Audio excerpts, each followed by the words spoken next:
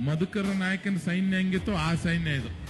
ಒಂದ್ಸರಿ ನಂಬಿಟ್ರಂದ್ರೆ ಯಾವತ್ತು ಇನ್ ಸರಿ ಅಂತ ಮಾತೇ ಇಲ್ಲ. ಇವತ್ತು ಮಧುಕರಿ ನಾಯಕ ಅಂತ ಅವ್ರ ಹೆಸರು ಕೇಳ್ತಿದ್ರೆ ಮೈ ರೋಮಾಂಚನ ಆಗ್ತದೆ.